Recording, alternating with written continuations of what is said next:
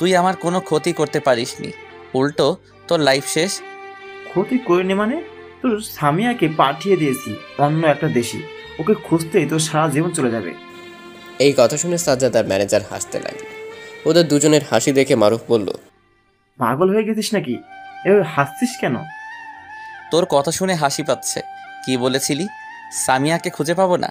আরে সামিয়াকে তো অনেক আগেই পেয়ে গেছি, আজকে তাকে বাসায় নিয়ে এসেছি, আর তুই বলছিস ওকে খুঁজতে সারা জীবন চলে যাবে? সাজ্জাদের কথা শুনে মারুফ অনেকটা অবাক হয়ে গেল।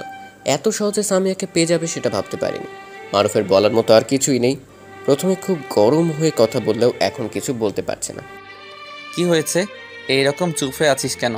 অবশ্য 2 দিন পর তোকে পুরোপুরি চুপ হয়ে যেতে হবে, হাজার চাইলেও কোনো কথা বলতে পারবি না, তাই এখন থেকে চুপ হয়ে থাকার অভ্যাস করে নে। কথাটা শেষ করে মারুফের গালে একটা থাপ্পড় দিল সাজ্জাদ। থাপ্পড় খেয়েও মারুফ কিছু বলল না, মাথা নিচু করে বসে থাকলো। কথা বলার সময় শেষ হয়ে গেছে, তাই সাজ্জাদ এবং ম্যানেজার জেলখানা থেকে বের হয়ে গাড়ির কাছে এলো। আঙ্কেল কি মারুফের বিষয় জানে? হ্যাঁ, মারুফকে আটক করার পর সর্বপ্রথম মালিককে জানানো হয়েছে, তবে সামিয়ার কথা পরে জানতে পেরেছি দেখে সেটা আমাকে বলেছিল, এবং সেটা জানার সাথে সাথে আমি আপনাকে বলেছি। সাজ্জাদ কথার কোনো উত্তর না দিয়ে গাড়িতে বসে পড়ল। ম্যানেজার গাড়ি ড্রাইভিং সিটে বসে সাজ্জাদকে বলল, কোথায় যাবেন? বাসায় নিয়ে চলুন, আজকে সারাদিন বিশ্রাম করব, শরীরটা অনেক ক্লান্ত। আচ্ছা। ম্যানেজার সাজ্জাদকে বাসায় নামিয়ে দিয়ে সে নিজের বাসায় চলে গেল। ম্যানেজার চলে যাওয়ার পর সাজ্জাদ বাসার ভেতরে প্রবেশ করে দেখে সামিয়া এখনও বাবা মায়ের সাথে গল্প করছে। সাজ্জাদ এই সিনটা দেখে মুচকে একটা হাসি দিয়ে নিজের রুমে চলে গেল। বিছানায় শুয়ে শুয়ে ঘুমানোর চেষ্টা করছিল। এমন সময় অফিসের একটা কাগজের কথা মনে পড়ে গেল, এবং সেই কাগজটা সাজ্জাদের আগের ব্যাগের ভেতরে আছে। খাটের নিচ থেকে সেই ব্যাগটা বের করে কাগজটা খুঁজছিল। এমন সময় বাটন ফোনটা সামনে চলে আসে। অনেকদিন পর ফোনটাকে দেখতে পেয়ে সাজ্জাদ হাতে নিল। চালু করার জন্য বাটনে ক্লিক করলো, কিন্তু চালু হলো না। বোধহয় চার্জ নেই, তাই ফোনটা চার্জে লাগিয়ে দিয়ে আবার কাগজটা খুঁজতে লাগলো। কাগজটা ছিল অফিসের জরুরি ফাইলে। লন্ডনে যাওয়ার আগে এটা নিজের ব্যাগে রেখে গিয়েছিল। কালকে অফিসে গিয়ে এটা ম্যানেজারকে দিতে হবে। এর ভিতর অনেক কিছুর হিসেব আছে। কাগজটা নিয়ে অফিসের ব্যাগের ভিতর রেখে দিল। তারপর বিছানায় শুয়ে পড়লো ঘুমানোর জন্য। শুয়ে থাকতে থাকতে কখন ঘুমিয়ে গেল জানতে পারল না। ঘুম ভাঙলো সন্ধ্যায়, তাই বিছানা থেকে নেমে ফ্রেশ হয়ে হালকা পাতলা নাস্তা করে বাইরে বের হলো একটু হাঁটাহাঁটি করতে। হাঁটাহাঁটি শেষ করে বাসায় এসে ডিনার করে আবার ঘুমিয়ে গেল। সেদিনে সারাদিন এভাবে কেটে গেল। পরদিন সকালে ঘুম ভাঙল সামিয়ার ডাকে। সামিয়া ভার্সিটি যাওয়ার জন্য ডাকছে, তাই সাজ্জাদ ঘুম থেকে উঠে সকালের কাজগুলো করে সামিয়াকে নিয়ে ভার্সিটিতে চলে এলো। সামিয়া ভার্সিটির ক্যাম্পাস দিয়ে হাঁটাহাঁটি করছে। সামিয়ার সাথে সাজ্জাদও আছে। ভার্সিটির সবাই সামিয়ার দিকে তাকিয়ে একটা কথা ভাবছে, মরা মানুষ জীবিত হলো কিভাবে। সাজ্জাদ সামিয়াকে নিয়ে ক্লাসের দিকে যাচ্ছিল, তখন ইরা এসে তাদের পথ আটকে দাঁড়ায় এবং সামিয়াকে উদ্দেশ্য করে বলে, এই মেয়ে, তুমি কে? তোমাকে একদম সামিয়ার মতো দেখতে, ওর জমজ বোন নাকি? ইরার কথা শুনে সামিয়া হাসতে হাসতে বলল, আমার কোনো যমজ বোন নেই, আর আমি সামিয়ার মতো দেখতে নয়, আমি নিজেই সামিয়া। তুমি সামিয়া হলে সেদিন মারা গিয়েছিল কে? সেই বিষয়ে আমি জানি না, সাজ্জাদ বলতে পারবে। ইরা সাজ্জাদের দিকে তাকালো নিজের প্রশ্নের উত্তরের জন্য। পরে একসময় তোমাকে বলবো, এখন ক্লাসে চলো। সাজ্জাদ কাউকে আর কোনো কথা বলতে না দিয়ে দুজনই যে যার যার ক্লাসে পাঠিয়ে দিয়ে নিজে ক্লাসে চলে গেল। ক্লাস শেষ করে সামিয়াকে বাসায় দিয়ে সাজ্জাদ অফিসে চলে গেল। সন্ধ্যায় অফিস শেষ করে সাজ্জাদ যখন বাসায় প্রবেশ করলো, তখন সামিয়া সাজ্জাদকে দেখতে পেয়ে দৌড়ে সামনে এসে দাঁড়ালো। সামিয়ার দিকে চোখ মেলে তাকাতেই সামিয়া নিজের হাত দিয়ে সাজ্জাদকে ঠাস করে কয়েকটা থাপ্পড় মেরে বলল, তোকে কত বিশ্বাস করেছিলাম, আর তুই কি না আমার সাথে এমন করলি? তোর যদি এত টাকার লোভ ছিল তাহলে আমাকে বলতি, আমি টাকা দিয়ে দিতাম, কিন্তু তুই সেটা না করে এত জঘন্য কাজ করলি কেন? সামিয়ার মুখে তুই ডাক শুনে অনেকটা অবাক হলো সাজ্জাদ। কেন রেগে আছে সেটাও তার অজানা। তোমার কি হয়েছে, এভাবে রেগে আছো কেন? এই দেখ, একদম নাটক করবি না। তুই সব জানিস, তুই সব জানিস, তারপরও এমন ভাব নিচ্ছিস যেন কিছুই জানিস না। আমি সত্যি বলছি, তুমি কি বলছো আমি সেই বিষয়ে কিছুই জানি না। দাঁড়া, তোকে দেখাচ্ছি। এই কথা বলে সামিয়া একটা অডিও কল রেকর্ড চালু করে দিল। কল রেকর্ড শুনে সাজ্জাদ অনেকটা অবাক হয়ে গেল, কারণ কল রেকর্ডে সাজ্জাদের মতো একটা কণ্ঠ বলছিল, হ্যালো মারুফ, সামিয়াকে হাসপাতালে রেখে এসেছি, তুই গিয়ে ওকে তুলে নিয়ে আসবি আর মেরে ফেলবি। জি বস, আপনি চিন্তা করবেন না, আমি কাজটা করছি। আর শোন, আমি যে এই কাজটা করিয়েছি এটা যেন কেউ জানতে না পারে। আপনি চিন্তা করবেন না, এই বিষয়ে কেউ জানবে না। অডিওটার সময় শেষ হয়ে যাওয়ার কারণে এর থেকে বেশি কথা রেকর্ড হয়নি। সাজাদ কি বলবে বুঝে পাচ্ছে না। তার কাছে মারুফের নাম্বারটাই নেই, অথচ সে সামিয়াকে মেরে ফেলতে বলেছে। এই বিষয়ে ভাবতে ভাবতে গভীর চিন্তায় মগ্ন হয়ে গেল। কি হলো, কথা বলছিস না কেন? এখন নিশ্চয়ই বুঝতে পেরেছিস আমি কেন তোর সাথে এমন ব্যবহার করছি। সামিয়ার কথা শুনে ভাবনায় চিত পড়ল। নিজেকে কিছুটা সামলে নিয়ে বলল, সামিয়া, তুমি ভুল ভাবছো। মারুফের সাথে যে কথা বলেছে সেটা আমি নই, আর আমার কাছে তো মারুফের নাম্বারটাই নেই। এবং তোমরা আমাকে সাহায্য করেছো, আমি তোমাদের ক্ষতি কেন চাইবো? ক্ষতি কেন চাইবি সেটা তুই জানিস। আমাকে আমাকে বলছিস কেন? তুই এক্ষুনি আমাদের বাসা থেকে বের হয়ে যা। আজকের পর থেকে এই বাসায় তোর কোনো জায়গা হবে না। সামিয়া, তুমি বিশ্বাস করো আমি এসব কিছুই করিনি, তোমাকে ভুল বোঝানো হয়েছে। কোনটা ভুল কোনটা সঠিক সেটা আমাকে বলতে আসবি না। এই বাসায় তোমার জায়গা হবে না মানে হবে না। সামিয়া প্লিজ, তুমি ভালো করে খোঁজ নিয়ে দেখো, আমি এইসব কিছুই করিনি। তোমার কাছে যে প্রমাণ আছে তার সব মিথ্যা। সামিয়া সাজ্জাদকে কিছু না বলে বডিগার্ডদের ডেকে বলল, এই ছেলেটাকে বাসার বাইরে ফেলে দিয়ে আসুন, আর ওকে কোনো দিন এই বাসায় ঢুকতে দিবেন না। সামিয়ার কথা মতো বডিগার্ডগুলো সাজ্জাদকে বাসার গেটের বাইরে ফেলে দিল। সাজ্জাদ সামিয়াকে অনেকবার বলেছে সে কোনো দোষ করেনি, সে সম্পূর্ণ নির্দোষ, কিন্তু সামিয়া তার কোনো কথা শুনল না। বডিগার্ডগুলো সাজ্জাদকে বাইরে ফেলে দিয়ে গেট লাগিয়ে দিয়েছে।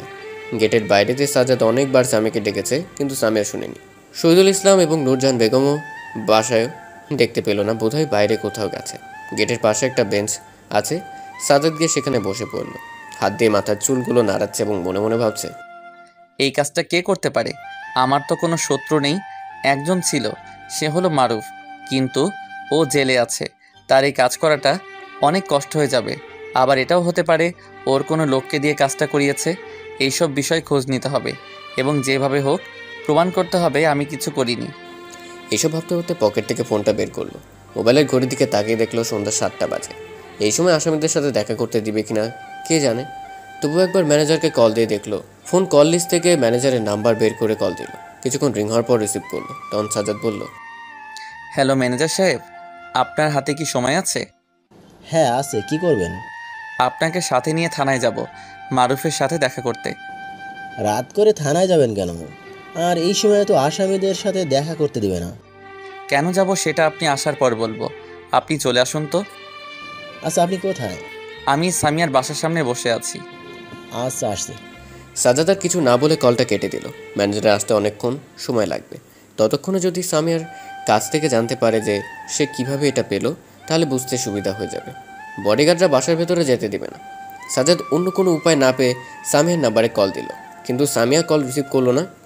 কয়েকবার কল দেওয়ার পর রিসিভ করে রাগী কণ্ঠে বলল, তোমার সমস্যা কি? এতবার কল দিচ্ছ কেন? তোমাকে বলেছি না আমার সাথে কথা বলার চেষ্টা করবে না, তবুও বারবার কল দিচ্ছ কেন? আমি শুধু তোমার কাছে জানতে চাই এই ভয়েস মেসেজটা কোথায় পেলে তুমি, যেটা শুনে আমাকে দোষী বানাচ্ছ। আমি সেই সব কিছুই করিনি। ভয়েস মেসেজটা আমি কোথায় পেয়েছি সেটা তোমাকে বলবো না, এবং তুমি যে কেমন সেটা কল রেকর্ড শুনে বুঝে গেছি। তোমার ভাগ্য ভালো যে পুলিশকে খবর দেইনি। এখনো সময় আছে, এখান থেকে চলে যাও। সামিয়া তো বললো না কল রেকর্ড বা ভয়েস মেসেজ কীভাবে পেয়েছে, উল্টে আরও গালাগালি করে হুমকি দিয়ে কল রেখে দিল। সাজ্জাদ বুঝতে পারছে সামিয়ার সাথে কথা বলে কোনো লাভ হবে না। সে ভয়েস মেসেজ শুনে তাকে খারাপ ভাবা শুরু করে দিয়েছে। ম্যানেজার গাড়ি নিয়ে এসে সামিয়াদের বাসার গেটের সামনে থামালো। গেটের পাশের বেঞ্চ সাজ্জাদকে বসে থাকতে দেখে গাড়ি থেকে নেমে সাজ্জাদের সামনে গিয়ে দাঁড়িয়ে বলল, কি হয়েছে, আপনি এখানে বসে আছেন কেন? সাজ্জাদ মাথায় হাত দিয়ে নিচের দিকে তাকিয়েছিল। হঠাৎ করে ম্যানেজারের কণ্ঠ শুনতে পেয়ে সামনে তাকালো। ম্যানেজারকে দাঁড়িয়ে থাকতে দেখে বলল, চলুন, রাস্তায় যেতে যেতে বলছি। এটা বলে সাজ্জাদ বেঞ্চ থেকে উঠে গিয়ে গাড়িতে বসে পড়ল। সাজ্জাদের সাথে ম্যানেজারও গাড়িতে উঠে গাড়ি চালু করে থানার দিকে যাওয়া শুরু করলো। বর্তমানে কি কারো ভয়েস এডিট করে বসিয়ে দেওয়া যায়? গাড়ি চলাকালীন সাজ্জাদের এমন কথা শুনে ম্যানেজার কিছুটা অবাক হলো। সাজ্জাদের দিকে অবাক চাহনিতে তাকিয়ে বলল, হঠাৎ এই কথা জিজ্ঞাসা করছেন কেন? আগে বলুন এডিট করা যায় কি না। বর্তমান যুগ অনেক অ্যাডভান্স, তাই আমার জানা মতে করা যায়। কেন, ভয়েস নিয়ে কি সমস্যা হয়েছে নাকি? হ্যাঁ, কেউ একজন সামিয়াকে একটা ভয়েস মেসেজ দিয়েছে, যেটাতে স্পষ্ট বলা হচ্ছে আমি নাকি মারুফকে বলছি সামিয়াকে মেরে ফেলতে। সামিয়া এই ভয়েসটা শুনে আমাকে বাসা থেকে বের করে দিয়েছে। আপনাকে বের করে দিল মানে কি স্যার? বাসায় ছিল না? আঙ্কেল আন্টি কাউকে বাসায় দেখতে পেলাম না, বোধহয় বাইরে গেছে। ও, এখন কি আপনি মারুফকে সন্দেহ করছেন তাই ওর কাছে যাচ্ছেন? হ্যাঁ, আমার কেন যেন মনে হচ্ছে এইসব মারুফ ওর লোকদের দিয়ে করিয়েছে, না হলে সে জেলখানার ভেতরে থেকে এইসব কিভাবে করবে? সেটা দেখা করলে জানতে পাওয়া যাবে। আপনি চিন্তা করবেন না, আমি যেভাবে সম্ভব মারুফের সাথে দেখা করানোর ব্যবস্থা করছি। সাজ্জাদ আর কিছু বলল না। ম্যানেজার সাহেব থানার সামনে এসে গাড়ি থামালেন। ঘড়িতে রাত 8টা বাজে। সব পুলিশ কর্মচারী চলে গিয়েছে, মাত্র কয়েকজন উপস্থিত আছে থানাতে। ম্যানেজার সাহেব সাজ্জাদকে নিয়ে থানার ভেতর প্রবেশ করলেন। একজন কনস্টেবল ছিল, ম্যানেজারকে দেখা মাত্র সালাম দিল। সেই কনস্টেবলের সাহায্যে আলাদা একটা রুমে মারুফের সাথে দেখা করার সুযোগ করে দিল। প্রথমে মারুফকে রুমের ভেতরে নিয়ে একটা চেয়ারের সাথে বেঁধে দিল। তারপর সাজ্জাদ এবং ম্যানেজারকে রুমের ভেতর প্রবেশ করতে দিল। সাজ্জাদ গিয়ে মারুফের সামনে দাঁড়াতেই মারুফ ভিলেন মার্কে হাসি দিয়ে বলল, তোকে বলছিলাম না এমন কাজ করবো যে সামিয়া তোকে বাসা থেকে বের করে দিবি। এখন তো সামিয়ার সকল প্রকার বিশ্বাস তোর উপর থেকে উঠে গেছে। সে তোকে আসামিদের চোখে দেখছে এবং আরও দেখা যাবে, কারণ আমি এমন কাজ করছি যেটা দেখলে সবাই তোকে খারাপ ভাববে। মারুফের কথা শুনে সাজ্জাদের অনেক রাগ হলো। নিজের রাগকে নিয়ন্ত্রণ করার চেষ্টা করলো, কিন্তু পারল না। মারুফের কলার ধরে থাপ্পড় এবং ঘুষি মারা শুরু করে দিল। সাজ্জাদের এমন রাগ কেউ আগে দেখেনি। মারুফের অবস্থা খুবই খারাপ হয়ে গেছে, নাক মুখ দিয়ে রক্ত পড়ছে। অবস্থা খারাপ দেখে ম্যানেজার সাজ্জাদকে বাধা দিয়ে বললেন, প্লিজ আপনি এইসব বন্ধ করুন। জেলের ভেতর আসামিকে এভাবে মারধর করলে সমস্যা হয়ে যাবে। সাজ্জাদ ম্যানেজারের কোনো কথাই শুনল না, নিজের মতো করে মারুফকে মেরেই যাচ্ছে। হঠাৎ করে একজন কনস্টেবল রুমের ভেতর প্রবেশ করে সাজ্জাদের এরকম ব্যবহার দেখে সাজ্জাদকে বাইরে নিয়ে যায়। বাইরে নিয়ে যাওয়ার সময় সাজ্জাদ চিৎকার করে মারুফকে বলেছিল, এরপর থেকে এইসব কাজ করলে তোকে জীবিত অবস্থায় কবর দিয়ে দিব। রাত 10টা। থানার পাশে চায়ের দোকানে বসে আছে ম্যানেজার এবং সাজ্জাদ। মাথা এখনো গরম হয়ে আছে সাজ্জাদের, নিজের রাগকে কোনোভাবেই ঠান্ডা করতে পারছে না। আপনার মাথা ঠান্ডা রাখুন। চলুন, আজকের রাতটা আপনি আমার বাসায় থাকবেন। না, আজকে সারা রাত বাইরে কাটাবো। কালকে নতুন কোনো বাসা খোঁজ করতে হবে। সামিয়াদের বাসায় আর যাওয়া যাবে না। কেন যাবেন না? কারণ তারা মানুষকে উপকার ঠিক করতে পারে, কিন্তু বিশ্বাস করতে পারে না। সবাইকে বললে ভুল হবে, শুধু সামিয়া ম্যাম এইরকম, যার তার কথা খুব সহজেই বিশ্বাস করে। কোথায় যাবে, কিভাবে চলবে সে কিছুই বুঝতে পারছে না। ম্যানেজার সাহেবের কথা শেষ হওয়ার আগেই সাজ্জাদের ফোনটা বাজতে লাগলো। পকেট থেকে ফোনটা বের করে দেখতে পেল শহীদুল ইসলাম কল দিয়েছে। প্রথমে কলটা রিসিভ করতে চাইলো না, কিন্তু পরে কল রিসিভ করলো। হ্যালো সাজ্জাদ, কোথায় তুমি? থানার সামনে বসে আছি। তোমার সাথে কেউ আছে? হ্যাঁ, ম্যানেজার সাহেব আছে। ফোনটা ওনাকে দাও তো। সাজ্জাদ ফোনটা ম্যানেজারের দিকে এগিয়ে দিয়ে বলল, আঙ্কেল আপনার সাথে কথা বলবে। ম্যানেজার সাজ্জাদের হাত থেকে ফোনটা নিয়ে একটু দূরে চলে গেলেন। কথা বলা শেষ করে ফিরে এসে ফোনটা সাজ্জাদের হাতে দিয়ে বললেন, আমার সাথে চলুন, স্যার আপনাকে যেতে বলেছে। কোথায় যেতে বলেছে? সেটা সেখানে গেলেই দেখতে পারবেন। ঠিক আছে, চলুন। সাজ্জাদ ম্যানেজারকে নিয়ে গাড়িতে উঠল। সাজ্জাদ জানে না ম্যানেজার কোথায় নিয়ে যাবে। ম্যানেজার গাড়ি চালাচ্ছে, সাজ্জাদ ওনার পাশে বসে আছে। রাস্তা দেখে বুঝতে পারলো ম্যানেজার সাহেব সামিয়াদের বাসার দিকে যাচ্ছে। এটা দেখে সাজ্জাদ ম্যানেজারকে প্রশ্ন করলো, আপনি কি সামিয়াদের বাসায় যাচ্ছেন? হ্যাঁ, শহীদুল স্যার আপনাকে নিয়ে যেতে বলেছে। কি জন্য? আমি জানি না, আপনাকে স্যারের কাছে দিয়ে আমি বাসায় চলে আসবো। সাজ্জাদ আর কিছু বলল না। ম্যানেজার তার মতো করে গাড়ি চালাচ্ছে। থানা থেকে শহীদুল ইসলামের বাসায় যেতে সময় লাগে প্রায় 25 মিনিটের মতো। তার সাথে যদি রাস্তায় জ্যাম থাকে তাহলে কতক্ষণ লাগবে সেটা বলা যাবে না। রাত 10টার বেশি বেজে থাকার কারণে রাস্তার কোথাও জ্যাম হয়নি। খুব তাড়াতাড়ি শহীদুল ইসলামের বাসার কাছাকাছি চলে এসেছে। শহীদুল ইসলাম বাসার গেটের সামনে ম্যানেজারের জন্য অপেক্ষা করছিলেন। অনেকক্ষণ যাবৎ অপেক্ষা করার পর ম্যানেজার গাড়ি থামতে দেখে তিনি গাড়ির কাছে গেলেন। শহীদুল ইসলামকে দেখে সাজ্জাদ গাড়ি থেকে বের হলো। তখন শহীদুল ইসলাম সাজ্জাদের কাছে গিয়ে গালে একটা থাপ্পড় দিয়ে বললেন, সামিয়া তোমাকে চলে যেতে বললেই তোমার চলে যেতে হবে নাকি? সামিয়ার সত্যটা না জানলে কি হবে? আমরা তো জানি তুমি কি করেছো। এখন বাসার ভেতরে প্রবেশ করো, অনেকক্ষণ ধরে বাইরে ছিলে। আমি বাসা থেকে বের হতে চাইনি, আপনার মেয়ে বডিগার্ড দিয়ে বের করে দিয়েছে। হ্যাঁ, আমি সব শুনেছি। আমার মেয়ে হয়ে আমি ক্ষমা চাচ্ছি। আমার মেয়ে ওইরকম কাউকে সহজে বিশ্বাস করতে পারে না। চলো বাসার ভেতরে প্রবেশ করো, আর চেষ্টা করবে সামিয়ার কাছ থেকে দূরে থাকার। কয়েকদিন সামিয়ার সামনে না গেলে ও নিজেই ঠিক হয়ে যাবে। কিন্তু সে তো আমাকে অপরাধী ভাববে। কালকে সামিয়াকে সব কিছু বুঝিয়ে বলবো, তাতেই হবে। দুজনের কথা বলার মাঝখানে ম্যানেজার চলে গিয়েছে, তাই শহীদুল ইসলাম সাজ্জাদকে নিয়ে বাসার ভেতরে প্রবেশ করলো। সাজ্জাদ মনে মনে ঠিক করে রাখলো কয়েকদিন পর তার এক্সাম শেষ, সে অন্য কোথাও চলে যাবে, এই বাসায় থাকবে না। সামিয়া ঘুমিয়ে পড়েছে, তাই সাজ্জাদ আরামে নিজের রুমে গিয়ে ফ্রেশ হলো, তারপর ঘুমিয়ে পড়লো। সকালে সামিয়া ঘুম থেকে ওঠার আগেই সাজ্জাদ রেডি হয়ে অফিসের উদ্দেশ্যে বেরিয়ে পড়লো। এখনও সকালে নাস্তা করা হয়নি, তাই অফিসের ক্যান্টিন থেকে নাস্তা করে নিয়ে অফিসে এসে নিজের কাজ শুরু করে দিল। আজকে ভার্সিটি যাওয়ার কোনো প্রকার ইচ্ছে না থাকায় সাজ্জাদ ভার্সিটি যায়নি, সরাসরি অফিসে চলে এসেছে। অফিসের কাজ করতে করতে সারাদিন চলে গেল। সন্ধ্যায় অফিস ছুটি হওয়ার পর বাসায় না গিয়ে শহরের শেষ প্রান্তে থাকা নদীর পাড়ে গেল। নদীটা অফিস থেকে বেশি দূরে না, তাই যেতে সময় লাগেনি। সন্ধ্যার পর এই নদীর পাড়ে কেউ থাকে না, এখনও কেউ নেই। পুরো জায়গায় সাজ্জাদ বসে আছে, দূরে দুইজন দেখা যাচ্ছে। এই পর্যন্তই। নদীর পাড়ে রাত 9টা পর্যন্ত বসে থাকার পর বাসার দিকে যাওয়া শুরু করলো। বাসায় যাওয়ার পথে একটা রেস্টুরেন্ট থেকে ডিনার করে নিল।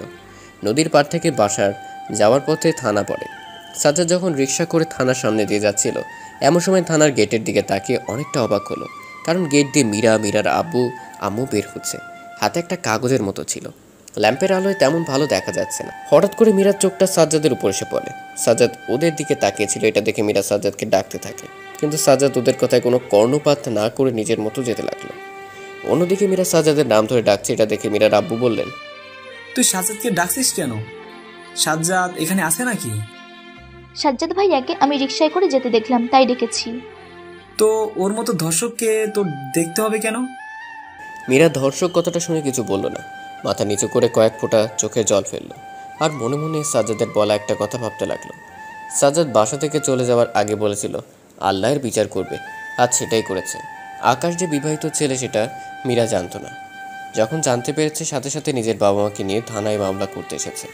মীরার বাবা মা নিজের মেয়েকে খুব খারাপ নজরে দেখছে, কারণ তাদের মেয়ে আকাশের সাথে যে কাজ করেছে তাতে তারা সমাজে মুখ দেখাতে পারবে কিনা তা কে জানে। মীরা চোখের কোণে জল দেখতে পেয়ে মীরার আব্বু বলে উঠল, এখন কান্না করছিস কেন? নিজের মূল্যবান সম্পদ শেষ করে দিয়ে কান্না করলে সেটা কি ফিরে আসবে, নাকি আকাশ তোর কাছে ফিরে আসবে? মীরা নিজের চোখের কোণে আরও কিছুটা জল চলে এলো নিজের বাবার মুখের কথাটা শুনে। চোখের জলগুলো নিজের ওড়না দিয়ে মুছতে মুছতে নিজের বাবাকে কিছুটা কান্নাজড়িত কণ্ঠ নিয়ে বলল, প্লিজ তুমি এসব কথা বলো না। আমি যে কি ভুল করেছি সেটা আজকে বুঝতে পারছি। আমার জঘন্য কাজটা করা ঠিক হয়নি। এসব এখন বলে কি হবে? যা হবার সেটা হয়ে গেছে। এখন বাসায় চল, তোর বাসা থেকে বের হওয়া পুরোপুরি বন্ধ। সারাদিন রুমের ভিতর পড়ে থাকবি। রুমের ভিতর থাকতে থাকতে যদি মারাও যাস তাহলে আমার কোনো সমস্যা হবে না। মীরার বাবার কথা শুনে পাশে থেকে মীরার আম্মু বলে উঠল, তুমি এসব কি বলছো মীরা? আমাদের একমাত্র সন্তান, ওর কিছু হয়ে গেলে আমরা কি নিয়ে থাকবো? মীরার বাবা কিছুটা রেগে গেলেন। কেউ মীরার পক্ষে কথা বলুক এটা তিনি চান না। মীরাকেও তার একদম ভালো লাগছে না, যেন তার দু চোখের বিষ। অথচ যখন মীরার জন্ম হয়েছিল তখন মীরার বাবা অনেক খুশি হয়েছিলেন। কে জানতো বড় হয়ে তার মেয়ে এমন হয়ে যাবে। তিনি মীরার দোষ দিচ্ছেন না, সব দোষ নিজের করে নিচ্ছেন, কারণ সে তার মেয়েকে ঠিকঠাক শিক্ষা দিতে পারেনি। সারা জীবন মুক্ত পাখির মতো আকাশে উড়তে দিয়েছে, যার ফলে আজ এমন হয়েছে বলে সে মনে করছে। কি নিয়ে থাকবো সেটা পরে দেখা যাবে, তার আগে তোমার মেয়ের একটা ব্যবস্থা করতে হবে, না হলে সে অন্য কি করে ফেলবে সেটা বলার মতো নয়।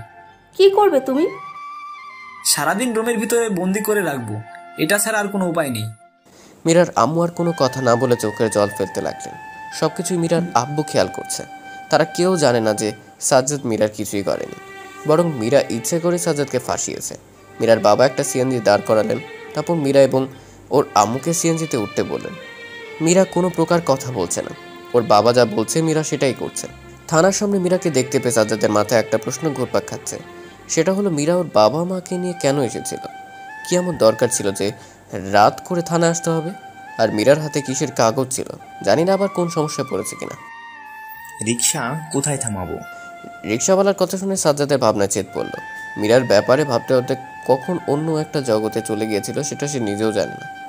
সামনে সামিয়াদের বাসা দেখা যাচ্ছিল, সেই বাসাটা দেখে বলল, ওই যে বিল্ডিংটা দেখছেন, সেখানে গিয়ে রিক্সা থামিয়ে দিন, তাই হবে। রিক্সা চালক রিক্সা নিয়ে এসে সামিয়ার বাসার সামনে থামালো। সাজ্জাদ রিক্সা থেকে নেমে ভাড়াটা দিয়ে বাসার ভেতর প্রবেশ করলো। কলিং বেল বাজাতেই বাসার একজন কাজের লোক এসে দরজা খুলে দিল। ঘড়িতে প্রায় 10টা বেজে গেছে।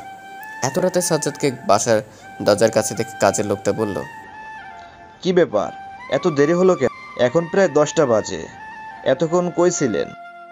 আপনাকে উত্তর দেওয়ার মতো সময় আমার হাতে নেই, তাড়াতাড়ি করে রুমে যেতে হবে, না হলে সমস্যা হয়ে যাবে। সাজ্জাদ তাড়াহুড়ো করে বাসার ভেতরে প্রবেশ করে দরজা লাগিয়ে দিয়ে বলল। সাজ্জাদ নিজের রুমে গিয়ে দরজা লাগিয়ে দিয়ে হাফ ছেড়ে বসলো। এত তাড়াহুড়ো করার কারণটা হলো সে চায় না নিজেকে সামিয়ার চোখের সামনে নিয়ে যেতে। নিজেকে যতটা আড়াল করা সম্ভব সে ততটা আড়াল হয়ে থাকবে।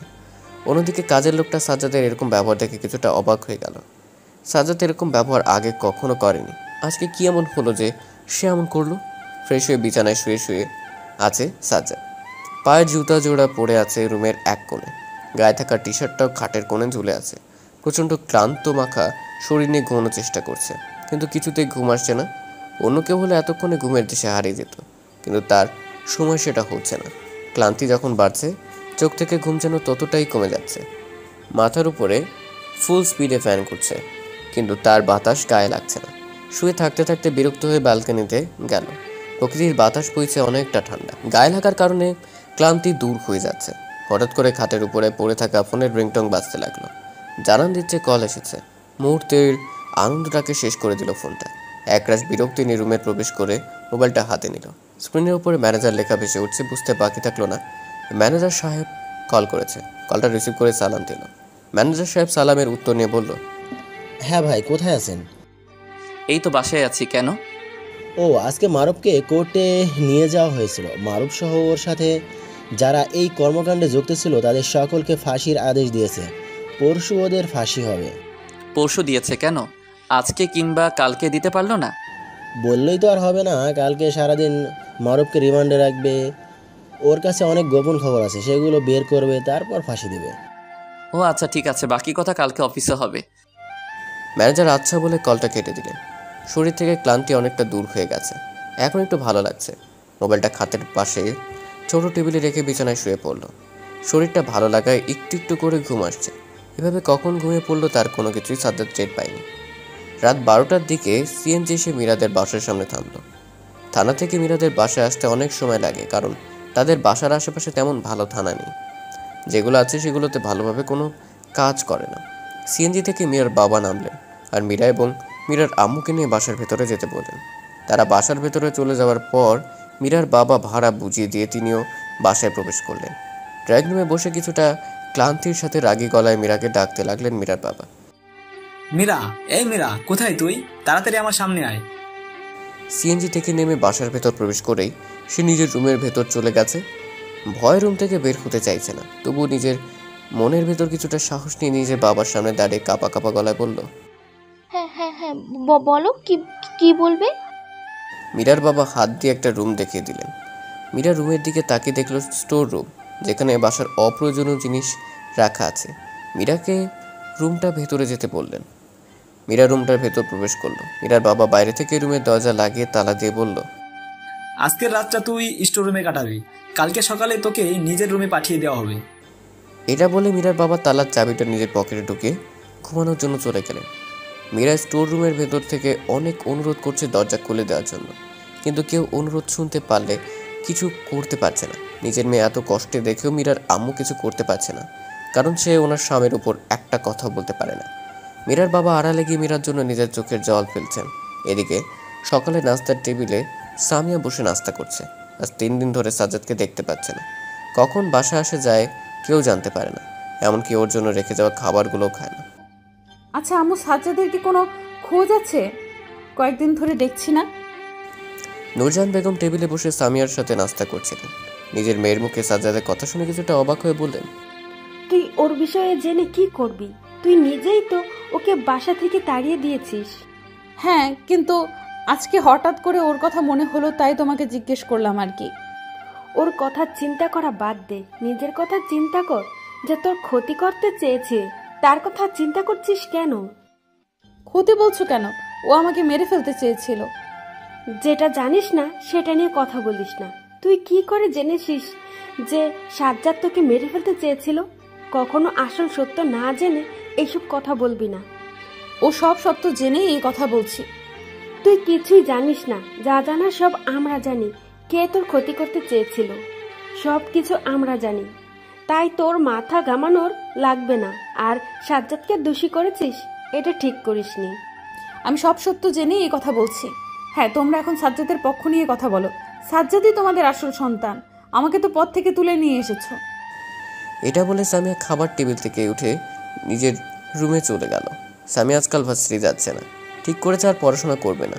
যেটুকু করেছে তাতেই নাকি তার হয়ে যাবে। বিছানায় শুয়ে শুয়ে সাজ্জাদের কথা চিন্তা করছে সামিয়া। আজকে তার সাজ্জাদের কথা খুব মনে পড়ছে, সেটা কিসের জন্য তাও জানে না। সাজ্জাদের চিন্তা মাথা থেকে সরানো তার জন্য কষ্টদায়ক হয়ে যাচ্ছে। সামিয়ার ঘুম থেকে ওঠার আগেই সাজ্জাদ বাসা থেকে চলে যায়। রাতে সামিয়া যখন ঘুমিয়ে যায় তখনই সে বাসায় ফিরে আসে। এভাবে কেটে যায় কয়েক সপ্তাহ। শহীদুল ইসলাম ছাড়া আর কেউ সাজ্জাদের দেখা পায় না। সে কখন বাসায় আসে, কখন যায়, কেউ টের পায় না।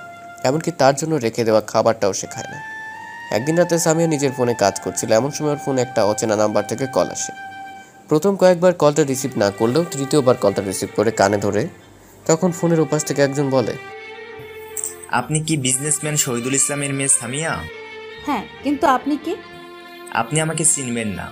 আমি আপনাকে একটা জরুরি কথা বলার জন্য ফোন করেছি। হ্যাঁ বলুন, কি বলবেন? বাকি কথাগুলো বলার আগে কলটা কেটে গেল। সামিয়ার জরুরি কথাটা শোনার জন্য নিজে কল ব্যাক করলো, কিন্তু নাম্বার বন্ধ বলছে। একবার বন্ধ বলার কারণে আর কল দিল না। মোবাইলটা বালিশের পাশে রেখে বালিশে মাথা দিয়ে ঘুমের দেশে হারিয়ে গেল। রাত 11টার দিকে সাজ্জাদ বাসায় প্রবেশ করলো। শহীদুল ইসলামের কাছ থেকে বাসার দরজার দ্বিতীয় চাবিটা নিয়েছে যেন রাতে আরামে বাসায় ঢুকতে পারে। নিজের রুমের বিছানায় শুয়ে আছে। কালকের মতো আজকেও শরীরটা অনেক ক্লান্ত।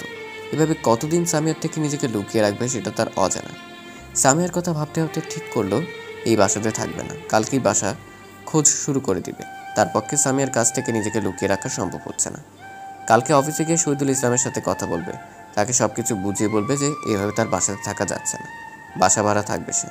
ঘড়িতে রাত 11:37। নিজের বিষয় ভাবতে ভাবতে কখন এত সময় হয়ে গেছে এটা বুঝতে পারেনি। কালকে সকালে খুব তাড়াতাড়ি উঠতে হবে, তাই বেশি দেরি না করে ঘুমিয়ে গেল।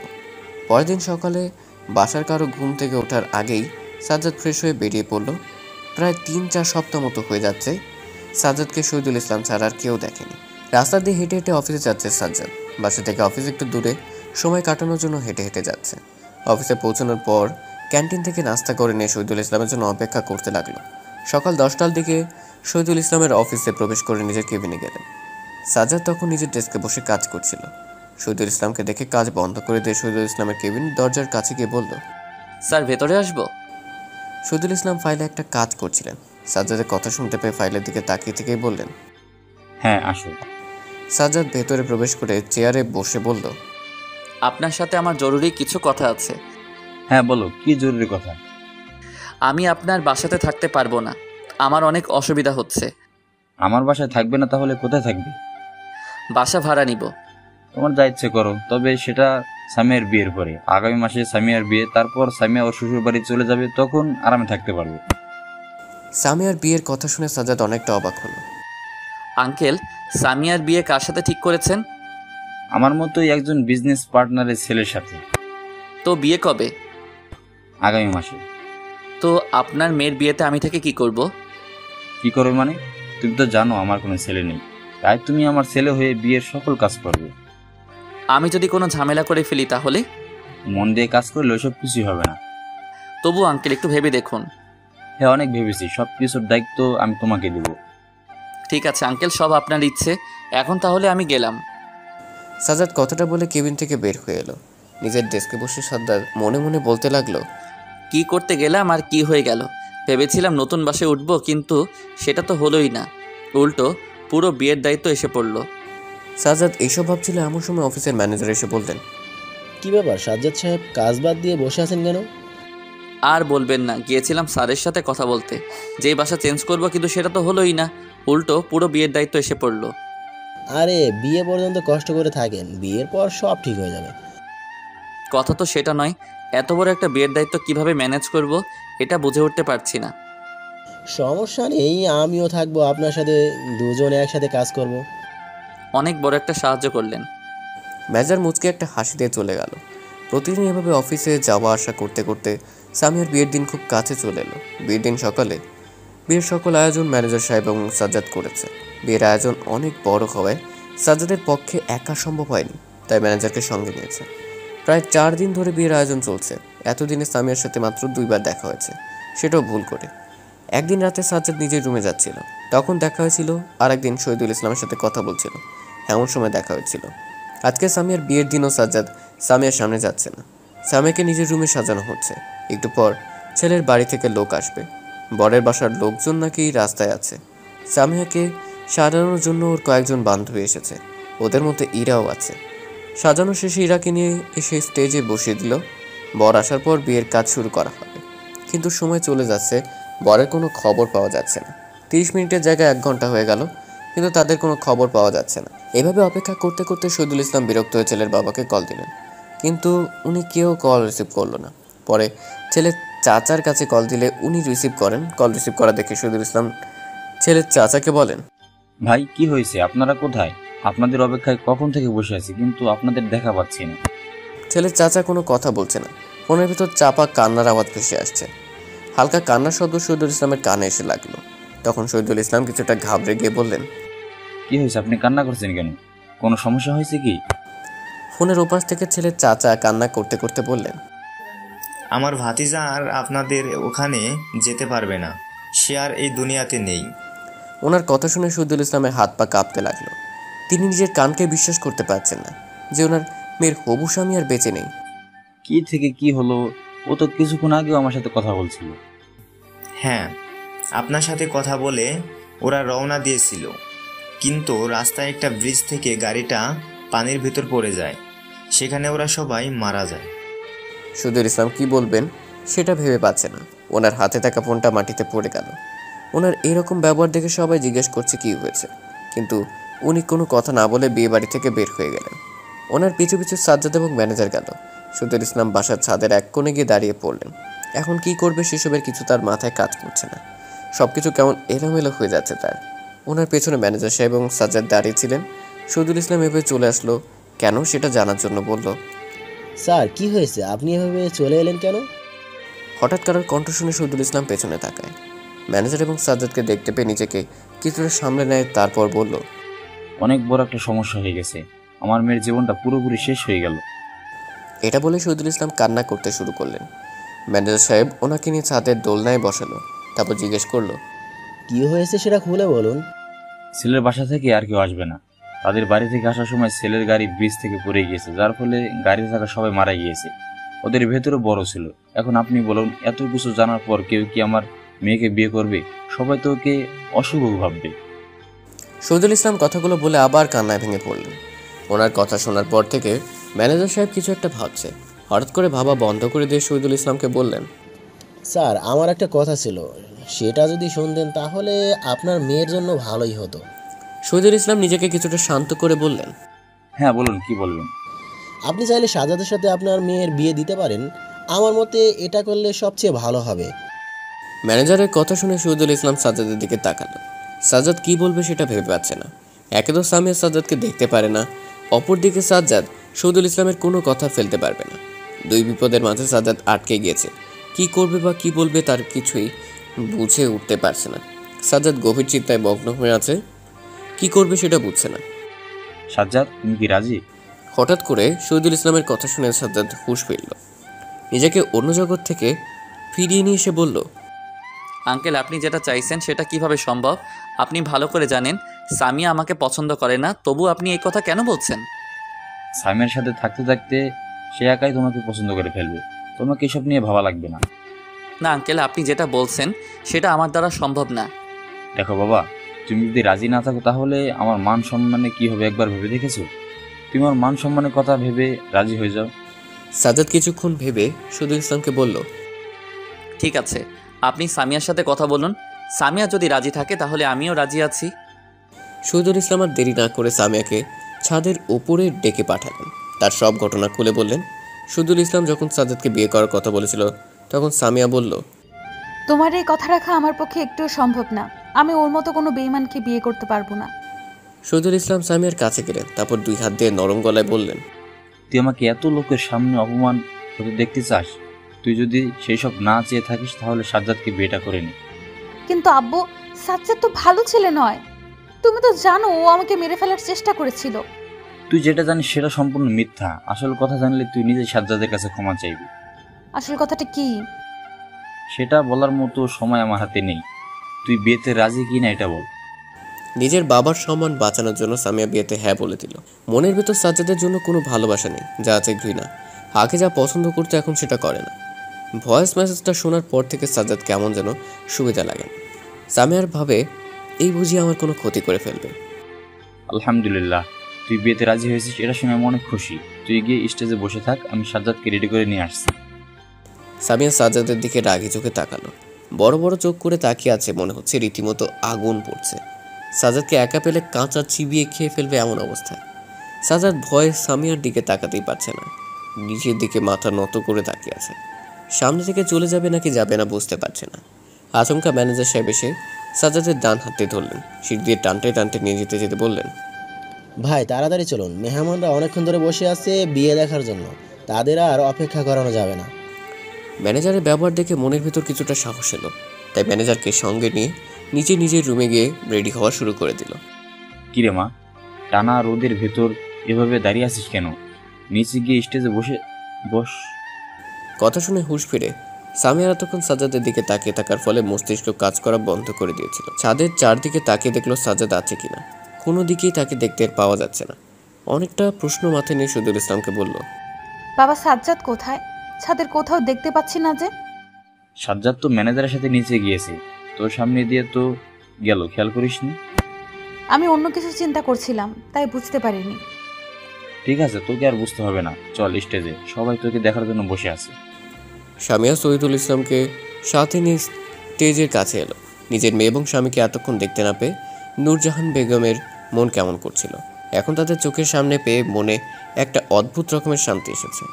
মেয়েকে নিজের হাতে স্টেজে বসিয়ে দিয়ে শহীদুল ইসলামের কাছে গিয়ে জিজ্ঞেস করলেন, এতক্ষণ কোথায় ছিলে? তোমাদের কত খুঁজলাম কিন্তু পেলাম না। শহীদুল ইসলাম ওনার কথার জবাবে ওনাকে চুপ থাকতে বললেন। কোনো প্রশ্নের উত্তর দেওয়ার মতো তার মাথা প্রস্তুত নয়। কখন কি বলে ফেলবে সেটা সে জানে না। উল্টোপাল্টা কথা বলে ফেলবে, পরে সমস্যা হয়ে যাবে। শহীদুল ইসলাম নিজের মেয়ের হবু হাজব্যান্ডের জন্য একটা শেরওয়ানি কিনেছিলেন। সেই শেরওয়ানি সাজ্জাদকে পরিয়ে দেওয়া হয়েছে। মুড খারাপ বানিয়ে শেরওয়ানি পরে বিছানায় বসে আছে সাজ্জাদ। ম্যানেজার সাহেব তাকে রেডি করানোর জন্য তাড়াহুড়ো করছেন। ম্যানেজার সাহেব, আপনি কি কাজটা ঠিক করেছেন? এইসব বিয়ের ভেতর আমাকে ফেলে দিলেন কেন? ম্যানেজার সাহেব সাজ্জাদের জুতা নিয়ে দাঁড়িয়েছিল। জুতো জোড়া সাজ্জাদের পায়ের সামনে রেখে কিছুটা নম্র গলায় বলল, খারাপ কি করেছি? আপনার লাইফ সেট করে দিলাম, এখন সারা জীবন বসে বসে খেয়ে যাবেন। স্যারের একমাত্র মেয়ে, তার সকল সম্পদের মালিক হবেন আর ওনার হাজব্যান্ড হবেন। আপনারা দুজন সারা জীবন আরামে কাটাবেন। এরকম লাইফ সবাই চায়। আপনার ভাগ্যে ভালো, তাই আপনি পেয়ে গিয়েছেন। আমাকে সবার সাথে তুলনা করবেন না। আমার যদি সম্পদের দরকার হতো তাহলে সামিয়াকে বিয়ে করা কেন? ওকে আমি লন্ডন শহরে ফেলে দিয়ে আসতাম, দেশে নিয়ে আসতাম না। সামিয়া দেশে না এলে তার বাবার সকল সম্পদ আমি তো নিতাম, কিন্তু সেটা আমি করিনি। এই পৃথিবীতে 2 দিন বেঁচে থাকবো, তারপর চলে যাব অন্ধকার কবরে। সেখানে পাপের শাস্তি ভোগ করতে হবে। আর আমি যদি এই রকম একটা কাজ করি, তার শাস্তি কি হবে এটা কি আপনি জানেন? অন্যের হক মেনে আমার কি লাভ হবে? আল্লাহ খুশি হয়ে যেটা দিয়েছেন সেটাতেই আলহামদুলিল্লাহ, আমার এর বেশি কিছু লাগবে না। সত্যি আমি আপনাকে বেছে নিয়ে ভুল করিনি। আপনি খুব সৎ একজন মানুষ। আপনার মাঝে কোনো লোভ বলে কোনো বিষয় নেই, আবার অহংকারও করেন না। লোভ অহংকার এইসব করে লাভ কি?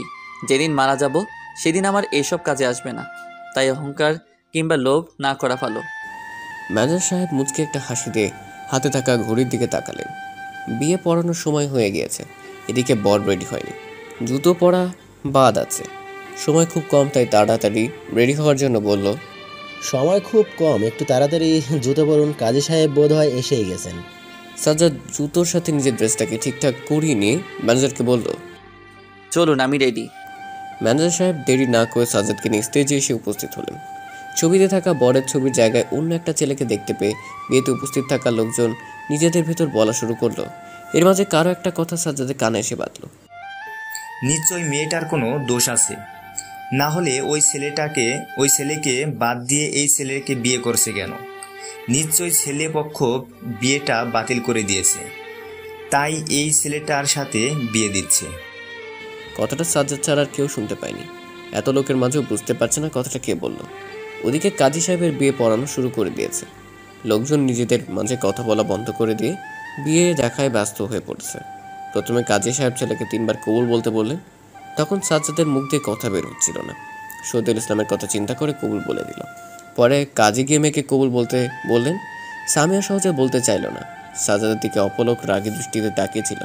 অনেকক্ষণ তাকিয়ে থাকার পর রাগে রাগে কবুল বলে উঠল। বিয়েটা সম্পূর্ণ হয়ে গেল। ক্যামেরাম্যান বিয়ের ছবি তুলতে ব্যস্ত। সবাই ছবি তোলার জন্য বিভিন্ন স্টাইলে দাঁড়িয়ে আছে। সাজ্জাদ এবং সামিয়ার মাঝে অনেকটা দূরত্ব বজায় আছে। একটা মানুষ আরামে দাঁড়াতে পারবে তাদের মাঝে। দুজনে কেউ কারো দিকে তাকাচ্ছে না, এমন ভান করে আছে যেন কেউ কাউকে চিনে না। শহীদুল ইসলাম নিজের পকেট থেকে একটা আংটি বের করে সাজ্জাদের হাতে দিয়ে বললেন, এটা সামিয়াকে পরিয়ে দাও। সাজ্জাদ আশেপাশে একবার তাকালো। বিয়েতে আসা সকল মেহমান চলে গেছে। হাতে গোনে 7-8 জন লোক এবং ক্যামেরাম্যান আছে। সাজ্জাদ আংটি পরানোর জন্য সামিয়ার হাতটি ধরেছে। তখন সামিয়া নিজের হাত ছাড়িয়ে নিয়ে ঠাস করে সাজ্জাদের গালে একটা থাপ্পড় মেরে বলল, তো সাহস হয় কি করে আমাকে স্পর্শ করার? কোন অধিকারে তুই আমাকে স্পর্শ করতে এসেছিস? ওখানে উপস্থিত থাকা সবাই অবাক হয়ে গেছে। নিজের স্বামীকে সবার সামনে অপমান করবে এটা কেউ আশা করেনি। 7-8 জন মেহমান যারা উপস্থিত ছিলেন তারাও ইতিমধ্যে নিজেদের মধ্যে বলাবলি শুরু করে দিয়েছে। আমি বলেছিলাম না মেয়েটার দোষ আছে।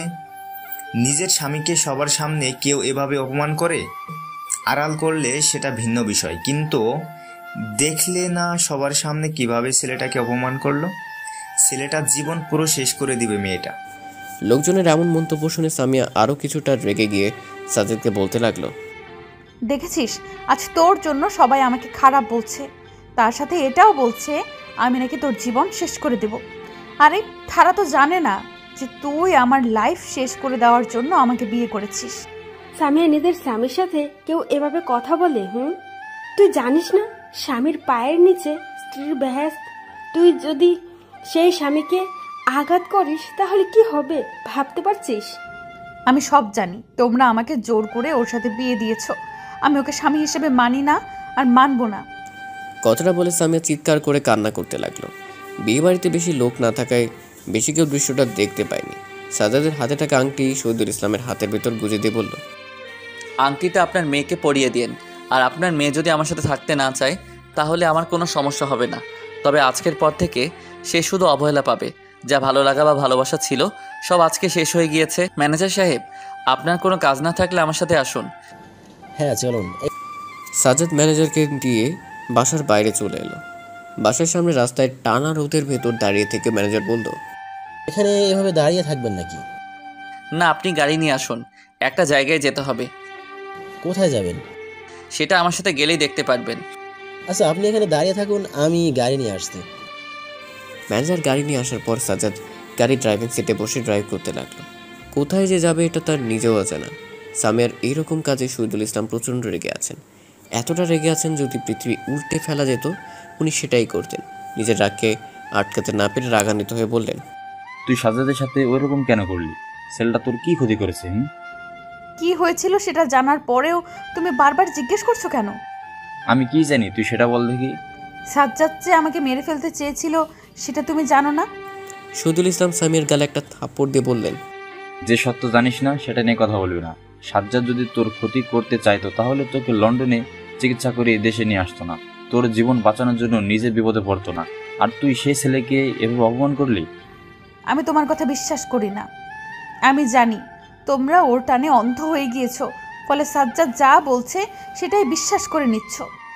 তোকে মিথ্যা বলে আমাদের কি লাভ হবে? তবুও তোর বিশ্বাস না হলে নিজে খোঁজ নিয়ে দেখতে পারিস। হ্যাঁ, আমি সেটাই করব। নিজে খোঁজ নিয়ে দেখব কার কথা সত্য। সামিয়া কথাটা বলে নিজের রুমে চলে গেল।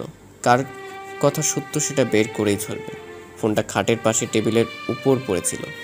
সামিয়া ফোনটা হাতে নিয়ে ইরাকে কল করতে যাবে এমন সময় অচেনা একটা নাম্বার থেকে কল এলো। মাথা ঠিকমতো কাজ করছে না। কলটা কেটে দিয়ে রিসিভ হয়ে গেল, তাই বাধ্য হয়ে ফোনটা কানে ধরলো। এবারও সে একটা লোক আগের প্রশ্ন করে উঠল, হ্যালো, আপনি কি বিজনেসম্যান শহীদুল ইসলামের মেয়ে সামিয়া বলতেছেন? হ্যাঁ, আমি সামিয়া। কিন্তু আপনি কে? আর কয়েকদিন পর পর কল দিয়ে পরিচয় জিজ্ঞেস করে কেটে দেন কেন? সমস্যার কারণে এমন হয়েছিল। আমি থানা থেকে ইদ্রিস বলছিলাম। আপনাকে যে ছেলেটা কিডন্যাপ করেছিল মারব বুদায় ওর নাম। সে আমাদের কিছু গোপন খবর জানিয়েছে। সেগুলো আপনাকে জানানো খুব জরুরি, তাই আপনাকে কল করেছি। হ্যাঁ বলুন, কি বলবেন বলেন। আমি আপনাকে কয়েকটা ভিডিও ক্লিপ পাঠাচ্ছি, আপনি সেগুলো দেখে নিলেই সব বুঝতে পারবেন। ঠিক আছে, আপনি পাঠান। ইদ্রিস আর কিছু না বলে কল কেটে দিল। 2 মিনিট পর সামিয়ার ফোনে একটা মেইল এলো। ইনবক্সে গিয়ে মেইল ওপেন করে দেখলো কয়েকটা ভিডিও আছে। ওর ভিতর একটা ভিডিও প্লে করলো। মারুফকে চেয়ারের সাথে বেঁধে রাখা হয়েছে। সে কি ভুলভাল কাজ করেছে সেসব কিছু বলছে। মারুফের পাশে একজন পুলিশ বসে থেকে প্রশ্ন করছিল। হঠাৎ করে পুলিশটা বলে উঠল, কয়েকদিন আগে সাজ্জাদকে মারধর করলো কেন, সেটাও আবার থানার ভেতরে? মারুফ প্রথমে এই প্রশ্নের উত্তর দিতে চায়নি। লাঠির আঘাত পেয়ে সব বলা শুরু করলো। সাজ্জাদ আমাদের দেখা করতে এসে মারধর করেছিল, যার জন্য আমার অনেক রাগ উঠে গেছিল। তাই আমি আমার একজন বড় ভাইয়ের সাহায্য একজনকে খুঁজে বের করেছিলাম, যার ভয়েসটা পুরো সাজ্জাদের মতো। তাকে দিয়ে আমরা এমন একটা ভয়েস বানিয়েছিলাম যেন শহীদুল ইসলামের বাসার সবাই ওকে অবিশ্বাস করে, কিন্তু সামিয়া ছাড়া আর কেউ ভয়েসটা বিশ্বাস করেনি। এখন সামিয়া অবিশ্বাস করেছিল দেখে সাজ্জাদ এসে আমাকে মারধর করেছিল। তোদের এই অপরাধে সাজ্জাদের কোনো হাত আছে? না, সাজ্জাদ পুরো নির্দোষ। আমরা শুধু ভয়েসটার সাহায্যে ওকে সামিয়ার কাছে দোষী বানিয়েছি, এই পর্যন্তই। এই ভিডিওটা এই পর্যন্ত। দ্বিতীয় ভিডিওটা প্লে করে দেখলো, সেখানে তেমন কোনো কিছু পাওয়া গেল না। ওইসব ভিডিওতে শুধু এইসব বলা আছে কেন কিডন্যাপ করেছিল এইসব। সামিয়া সব বিষয়ে জানে, তাই সেসব ভিডিও দেখলো না। সাজ্জাদ যে নির্দোষ সেটা সামিয়া বিশ্বাস করতে পারছে না, তাই আবার ভিডিওটা দেখলো। না, সে একই কথা বলছে। লজ্জায় অনুশোচনায় সামিয়ার হাত থেকে ফোনটা পড়ে গেল। কারো কথা বিশ্বাস না করে এতদিন সাজ্জাদকে অবহেলা করে গিয়েছে, আবার আজকে মেহমানদের সামনে অপমান করলো। নিজেকে কেমন যেন অপরাধী মনে হচ্ছে। সাজ্জাদের সাথে বিশাল বড় অন্যায় করে ফেলেছে। সাজ্জাদের কাছে ক্ষমা চাইবে সে। রুম থেকে বের হয়ে শহীদুল ইসলামের কাছে গিয়ে কান্না করতে করতে বলল, আবু সাজ্জাদ কোথায়? তুমি আমার সাজ্জাদকে আমার কাছে ফিরিয়ে এনে দাও। তোমরা ঠিক বলেছ, সাজ্জাদ ওইসব কোনো কাজ করেনি। তোমরা ঠিক ছিলে, আমি ভুল ছিলাম। এখন সেই ভুলটা বুঝতে পারছি। এখন আমার সাজ্জাদকে দরকার। প্লিজ তুমি সাজ্জাদকে ফিরিয়ে এনে দাও। মেয়ের এমন অবস্থা দেখে শহীদুল ইসলাম বুঝতে বাকি থাকলো না যে তার মেয়ে সবকিছু প্রমাণ পেয়ে গিয়েছে। এখন নিজের ভুল বুঝতে পেরে সাজ্জাদকে নিজের কাছে ফিরে চাইছে। তবে সাজ্জাদ কোথায় গিয়েছে এটা তার জানার বাইরে। সামিয়া অনবরত কান্না করে চলেছে। শহীদুল ইসলাম নিজের মেয়ের কান্না থামানোর জন্য বললেন, কান্না করে কি হবে? সাজ্জাদ কোথায় গিয়েছে এটা তো আমি জানি না। আমাকে বলে কোনো লাভ হবে না। ওর নাম্বারে কল কর, তারপর দেখি কি হয়। সামিয়া রুমে ফিরে এলো নিজের ফোনটা নেওয়ার জন্য। ফোন হাতে নিয়ে কল লিস্টে গিয়ে সাজ্জাদের নাম্বারে কল দিল। রিং হচ্ছে কিন্তু কল রিসিভ করছে না। এভাবে কয়েকবার দেওয়ার পর ফোন বন্ধ বলা শুরু করলো। সামিয়ার চিন্তা আরও বেড়ে গেল। অতিরিক্ত চিন্তায় মাথায় ফোনটা মেঝেতে ফেলে দিয়ে আবার শহীদুল ইসলামের কাছে গেল।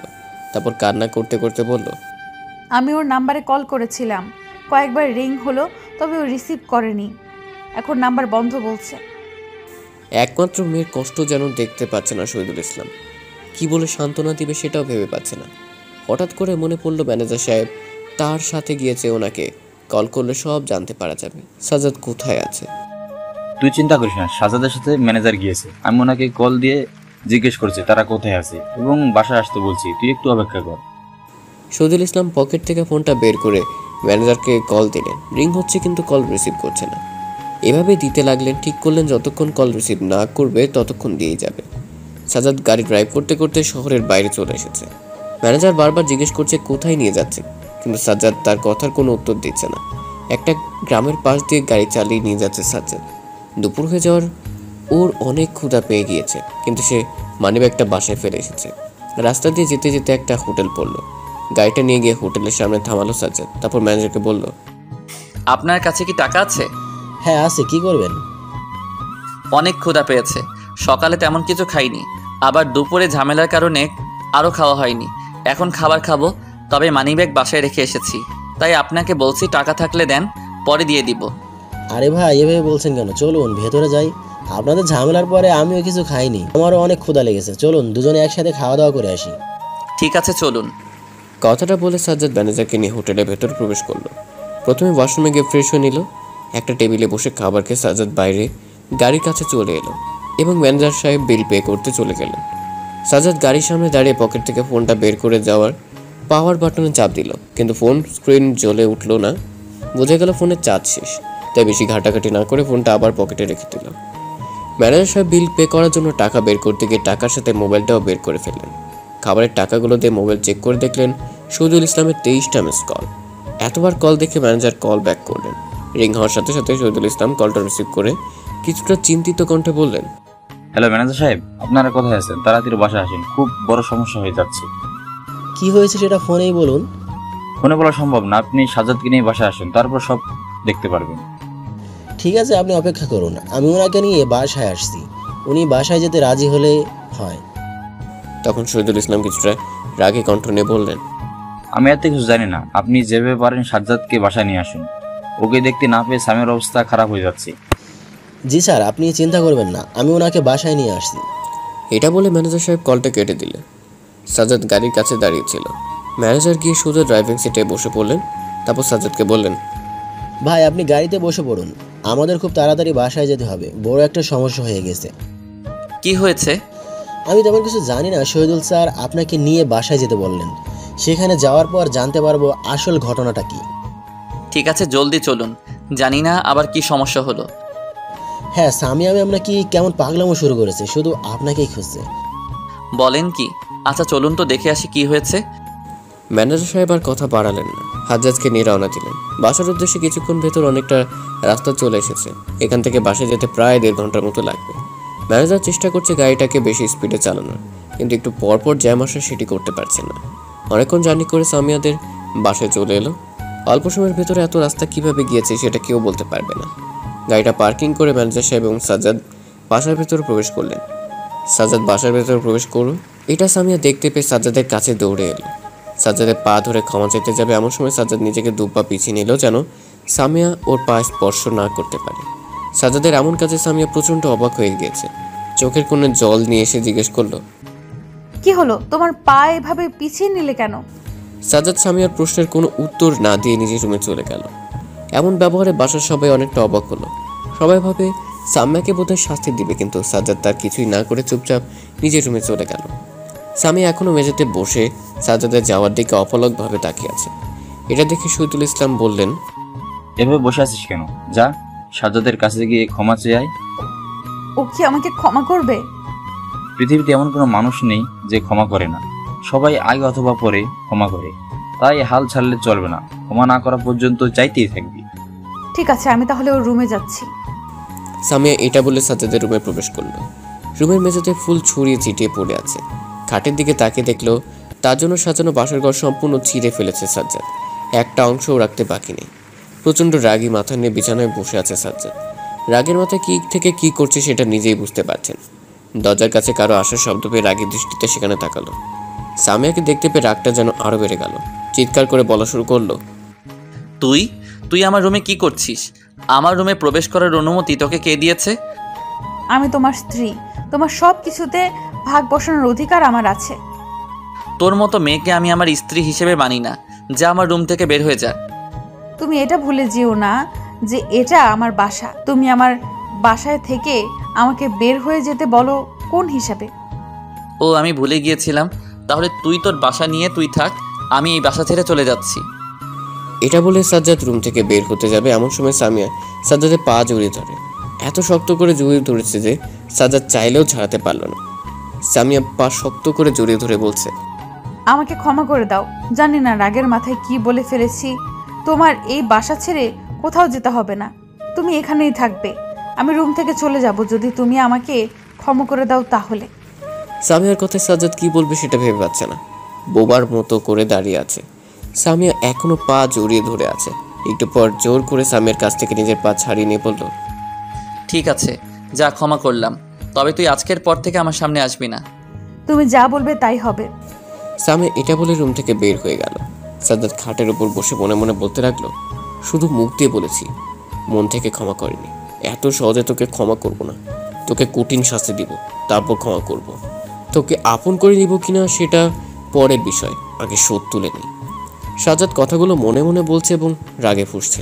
হঠাৎ করে কেউ দরজায় নক করলো। অসময়ে দরজায় নক পেয়ে সাজ্জাদ বলল, দরজার কাছে কে? দরজার ওপাশে ম্যানেজার সাহেব দাঁড়িয়েছিল। সাজ্জাদ তার পরিচয় জানতে চাওয়ার কারণে বললেন, আমি আপনার অফিসের ম্যানেজার বলছি, দরজা খুলুন, আপনার সাথে জরুরি কিছু কথা আছে। ম্যানেজার সাহেব এসেছেন দেখে সাজ্জাদ উঠে গিয়ে দরজা খুলে দিল। অন্য কেউ হলে দরজা খোলা তো দূরের কথা, তার ডাকের উত্তরই নিত না। ম্যানেজার ভেতরে প্রবেশ করলো, এবার দরজা লক করলো না, খোলা রেখেই ম্যানেজারের সাথে খাটের উপর বসলো। ঘরের মেঝেতে নানা রকমের ফুল পড়ে আছে। ম্যানেজারের সাথে ফুলগুলোর দিকে একবার চোখ বুলিয়ে নিয়ে কিছুটা নম্র কণ্ঠে বললেন, ফুল দিয়ে রুমের অবস্থা কি করেছেন? এত ফুল কোথায় পেলেন? রুমে এসে দেখি ফুলগুলো দিয়ে বাসর ঘর সাজানো আছে। এমনিতে রাগের মাথায় তার উপর বাসর ঘর, রাগটাকে নিয়ন্ত্রণ করতে না পেরে সব ছিঁড়ে ফেলেছি। আপনি এটা ঠিক করেননি। সামি আর কাজিনরা অনেক কষ্ট করে ঘরটা সাজিয়েছিল, কিন্তু আপনি সব কিছু নষ্ট করে দিলেন। দেখ, ওইসব ফালতু কথা বাদ দিন। এদিকে আমার মনের অবস্থা ভালো না, সেদিকে খেয়াল না করে ফুল নিয়ে পড়ে আছেন। আপনার মনটা তো কিছুক্ষণ পরেই ঠিক হয়ে যাবে, তাই এটা নিয়ে ভাবছি না। যে অপমান হয়েছি, এটাতে আমার মন ভালো হবার নয়। যত যাই বলেন না কেন, এখন সামিয়া ম্যামের উপর রেগে আছেন। আজকে অথবা কালকে দেখবেন এই রাগটা থাকবে না, সব রাগ ভালোবাসা হয়ে যাবে। আপনার এই কথাটা আমার বিশ্বাস হলো না। অপেক্ষা করুন, হয়ে যাবে। আর আপনাকে বলে যাই, সামিয়া ম্যামকে কষ্ট দিয়েন না। মেয়েটা এমনিতে অনেক কষ্টে আছে। কোথায় কষ্টে আছে? আমাকে দুঃখ দিয়ে সে খুব আনন্দে আছে। আপনি ভুল দেখছেন। সত্যটা জানার পর থেকে সামিয়া ম্যাম খুব কষ্টে আছে। আপনি যদি তাকে ক্ষমা না করেন, তাহলে মেয়েটা কি করবে সেটা নিজেও জানে না। আমি এত সহজে ক্ষমা করব না। আমি যে পরিমাণ কষ্ট পেয়েছি তার কিছুটা হলেও তাকে দিব। যাই করেন, আপনার কষ্ট দেওয়া শেষে মেয়েটাকে মেনে নিন, না হলে সে কি করবে সেটা আমাদের অজানা। সাজ্জাদ ম্যানেজার সাহেবের কোনো কথা ফেলতে পারে না। তিনি যখন বললেন সামিয়াকে কষ্ট দেওয়ার মেনে নিতে, তখনই সাজ্জাদের মনে প্রশ্ন আসলো মেনে নিবে কি না। একটু ভাবনা চিন্তা করে ম্যানেজারকে বলল, আমি আপনার কোনো কথা ফেলতে পারি না, তাই এটাই ফেলতে পারলাম না। যান, সামিয়াকে নিজের করে নিব। ম্যানেজার সাহেব মুচকে একটা হাসি দিয়ে বললেন, আমি না বললে মেনে নিতেন না? সেটা এখন নয়, ওকে কষ্ট দেওয়ার পর ওকে ভালোবাসা কেমন আছে সেটা দেখে নিতাম। আপনি চিন্তা করবেন না, এখন সামিয়ার যা অবস্থা তাতে সে আপনার প্রতি ভালোবাসা কমবে না। সেটা সময় হলে বলে দিবে। হ্যাঁ হ্যাঁ হ্যাঁ, আচ্ছা থাকেন, আমি বাসায় চলে যাই। অনেকক্ষণ হলো এসেছি। বাসায় কিছু কাজ আছে, সেগুলো শেষ করে আগামীকাল আপনার সাথে দেখা করতে আসবো। আচ্ছা। ম্যানেজার সাহেব রুম থেকে বের হয়ে চলে গেলেন। তিনি সাজ্জাদের থেকে বয়সে বড় হলেও সাজ্জাদের সাথে বন্ধুর মতো ব্যবহার করেন, যেন তারা অনেক দিনের বন্ধু। তার অনেক কথা সাজ্জাদকে শেয়ার করেন, সাজ্জাদও তার কথাগুলো ম্যানেজারকে শেয়ার করেন। এই শহরে একমাত্র ম্যানেজার সাহেব ভালো জানে সাজ্জাদ ছেলেটা কেমন, ভালো নাকি খারাপ। সাজ্জাদ বিছানায় শুয়ে শুয়ে ভাবতে লাগলো সামিয়াকে কষ্ট দিবে নাকি দিবে না। সাজ্জাদের মন বলছে হালকা করে একটু দেওয়া উচিত, যেন ভবিষ্যতে এমন কাজ না করতে পারে। কাউকে কষ্ট দিলে গেলে তার নিজের কথাটা সর্বপ্রথম মনে হবে। রুমের দরজার কাছে কারো পায়ের আওয়াজের শব্দ শুনতে পেয়ে সাজ্জাদ সেদিকে তাকালো। সামিয়া হাতে খাবার প্লেট নিয়ে সাজ্জাদের দিকে এগিয়ে আসছে। তখন সাজ্জাদ বলল, বাইরে প্রায় সন্ধ্যা হয়ে এসেছে, এমন সময় খাবারের প্লেট? তোমার জন্য খাবার নিয়ে এসেছিলাম, সেই দুপুর থেকে তো কিছুই খাওনি, তাই আমি তোমাকে নিজের হাতে খাওয়াবো বলে খাবারগুলো নিয়ে এলাম। খাবারগুলো দেখে সাজ্জাদের খেতে ইচ্ছা করছিল, কিন্তু পেট লোড হয়ে থাকায় খেতে পারবে না। সামিয়ার মুখ দেখেও মনে হচ্ছে সে সারাদিন কিছুই খায়নি। সাজ্জাদ মনে মনে বলল, এখন সামিয়াকে একটু কষ্ট দেওয়া যাক। সামিয়াকে কষ্ট দেওয়ার জন্য বলল, আমি খাবার খেয়ে এসেছি, তাই এখন কোনো খাবার খাবো না। তোমার খাওয়ার ইচ্ছে হলে তুমি খেতে পারো। তুমি না খেলে আমি কিভাবে খাবো? সেটা আমি বলবো কিভাবে? আমি এখন খাবো না, এগুলো নিয়ে যাও। আর তোমার মুখ দেখে তো মনে হচ্ছে কিছুই খাওনি। এক কাজ করো, খাবারগুলো তুমি খেয়ে নাও। সামিয়া কিছু না বলে খাবারগুলো নিয়ে রুম থেকে বেরিয়ে যেতে লাগলো। তখন সাজ্জাদ সামিয়াকে ডেকে বলল, খাবারগুলো নিয়ে এসে খাটের উপরে রাখো। ওর কথা মতো খাবারগুলো খাটের উপর রেখে দিল। তুমি খাওয়া শুরু করো। না, আমি খাবো না, আমি খেয়ে নিয়েছি। সাজ্জাদ বুঝতে পারলো সোজা আঙ্গুলে ঘি উঠবে না, আঙ্গুল পাকাতে হবে। সামিয়ার গাল ধরে মুখটা নিজের দিকে ঘুরিয়ে ঠাস করে একটা থাপ্পড় মেরে দিল সাজ্জাদ। থাপ্পড় খেয়ে সামিয়ার মুখটা হা হয়ে গেছে। সে কখনো ভাবতে পারেনি সাজ্জাদ তাকে এভাবে থাপ্পড় দেবে। সামিয়া চুপ হয়ে গেছে। সাজ্জাদ প্লেটের খাবারগুলো সামিয়ার হাতে তুলে দিয়ে বলল, এই মুহূর্তে সম্পূর্ণ প্লেটের খাবার শেষ করে আমার সামনে থেকে চলে যাবে। নিজে জেদ করে খাবে না, পরবর্তীতে অসুস্থ হলে আমাকে দোষারোপ করবে। সেটা আমি হতে দিব না। পুরো প্লেটের খাবার শেষ হওয়া চাই। সাজ্জাদের কথা শুনে সামিয়া খাবারগুলো খাওয়া শুরু করলো। সামিয়া খাচ্ছে, সাজ্জাদ সেটা তাকিয়ে দেখছে। হাজার কষ্ট দিক, দিন শেষে সামিয়ার তারই। তাকে যত্নের সাথে কষ্ট দিবে, অযত্নের সাথে দিলে খুব খারাপ দেখাবে। তাকে যে কষ্ট দিবে এটা শুধু তাদের দুজনের ভেতরে সীমাবদ্ধ থাকবে, বাইরের কেউ জানবে না। এমনি ম্যানেজার সাহেবও না। সামিয়া অর্ধেক খাবার শেষ করে বলল, আমি তো খেলাম, তুমি খাবে না? আমাকে কি কখনো এই বাসার খাবার খেতে দেখেছো? আমি বাইরের খাবার খাই, এটা জানো না? হ্যাঁ, তবে আজকে থেকে আর খাবো না। আমি নিজ হাতে তোমার জন্য রান্না করব, তুমি সেগুলো খাবে। বলার জন্য ধন্যবাদ, কিন্তু আমি তোমার হাতের কোনো খাবার খেতে পারবো না। কেন? আমি তো খারাপ রান্না করি না। আমি সেটা বলিনি। আমার মতো নির্লজ্জ ছেলেকে নিজের হাতে খাওয়ানোর কোনো দরকার নেই। তুমি এখনো সেই আগের কথা নিয়ে পড়ে আছো? আমি তো তোমাকে বললাম আমি না জেনে কাজটা করে ফেলেছি, এরপর থেকে এমন ভুল হবে না, তবু তুমি এমন করছো। তুমি ভুল করেছো। ভুলের শাস্তি হিসেবে আমার থেকে দূরে দূরে থাকবে, আর খাবার শেষ করে বিদায় হও। আমি আর খাবো না। সামিয়া এটা বলে খাবার প্লেট রেখে উঠে যাবে এমন সময় সাজ্জাদ বলল, এইরকম করলে কিন্তু কানের নিচে দিব একটা। চুপচাপ খাবার খেয়ে বেরিয়ে যাও। সাজ্জাদের কথা শুনে সামিয়া অনেকটা ভয় পেল। এটা দেখে সাজ্জাদ মনে মনে বলল, এইরকম কথা না শুনলে মায়ের কথা বলবো, ব্যাস আমার কথাগুলো আরামে শুনে যাবে। সামিয়া খাবার শেষ করে সাজ্জাদকে বলল, রুম থেকে বের হও, রুমটা পরিষ্কার করতে হবে, অনেক ময়লা জমে গেছে রুমের ভেতরে। সাজ্জাদ রুম থেকে বেরিয়ে বাসার ছাদে চলে গেল। সন্ধ্যা প্রায় শেষ, চারিদিকে অন্ধকার হতে শুরু করে দিয়েছে। ছাদের এক কোণে সাজ্জাদ দাঁড়িয়ে পাখিদের চলে যাওয়া দেখছে। সাজ্জাদ, তোমার সাথে আমার কিছু জরুরি কথা আছে।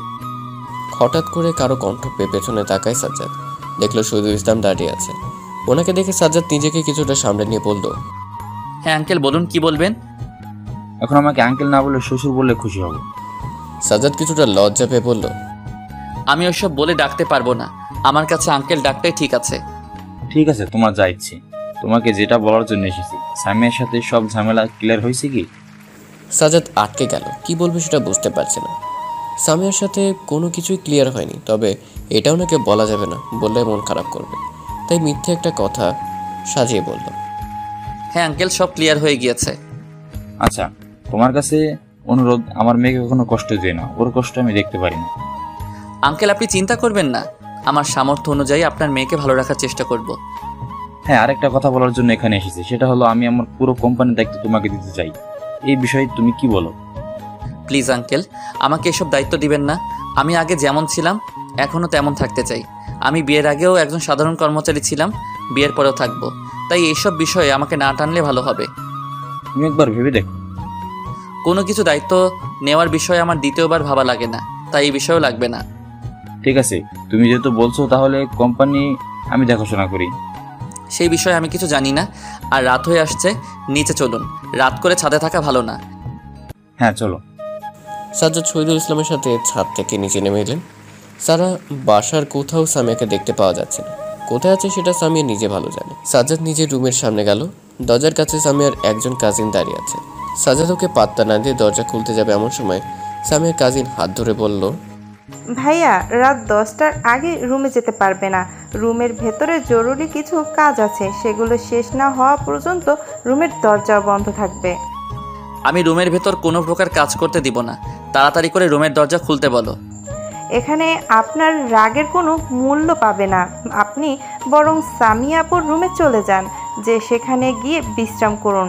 আপনার রুমে কাজ শেষ হলে এই রুমে ফিরে আসিয়েন। তোমরা রুমের ভিতর করছো কি? সেটা রুমে প্রবেশ করলেই দেখতে পারবেন। এখন সামিয়াপুর রুমে গিয়ে রেস্ট নিন। সামিয়ার রুমে যাব, সামিয়া কিছু বলবে না? আশ্চর্য, আপু কি বলবে? উনি নিজেই তো আপনাকে ওনার রুমে যেতে বলছে। তোমার আপু আছে কোথায়? আপু এই রুমের ভেতরে আছে, ওনাদের কাজ করছে, এখন আপনি আপনার কাজ করুন। সাজ্জাদ বুঝতে পারলো ওর সাথে কথা বলে লাভ হবে না, রুমের দরজার ভেতর থেকে লাগানো 1000বার ডাকলেও শুনবে না, তাই ডাকার প্ল্যানিং বাদ দিয়ে সামিয়ার রুমের দিকে অগ্রসর হলো। সামিয়ার রুমের দরজা খোলাই ছিল, তাই ভেতরে প্রবেশ করতে অসুবিধা হলো না। শরীরটা অনেক ক্লান্ত লাগছিল, তাই সাজ্জাদ গিয়ে খাটের উপর শুয়ে পড়ল।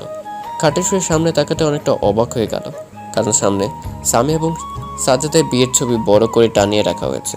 ছবিটাতে সাজ্জাদ এবং সামিয়া খুব হাসি খুশিভাবে পাশাপাশি দাঁড়িয়ে আছে। ক্যামেরাম্যান ছবিটা কখন তুলেছে সেটা তার অজানা।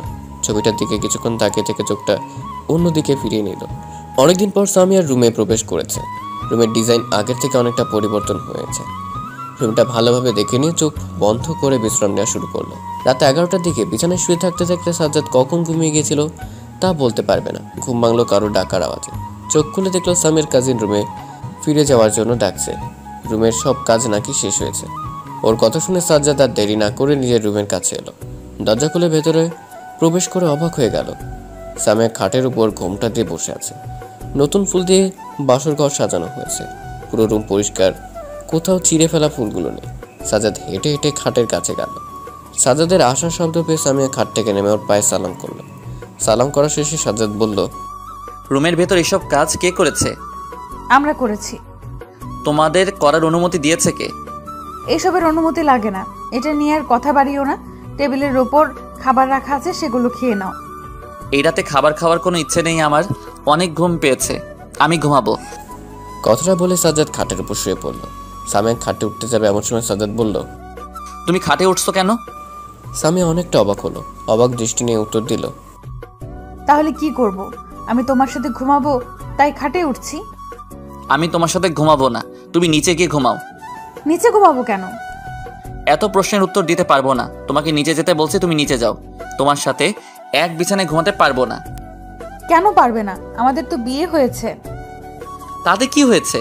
আমি তোমাকে স্ত্রী হিসেবে মানি না, তাই তোমার সাথে এক বিছানায় থাকতে পারবো না। এখন এটা নিয়ে বেশি কথা না বলে নিচে গিয়ে ঘুমাও। কথাগুলো অনেক রাগের সাথে বলছিল।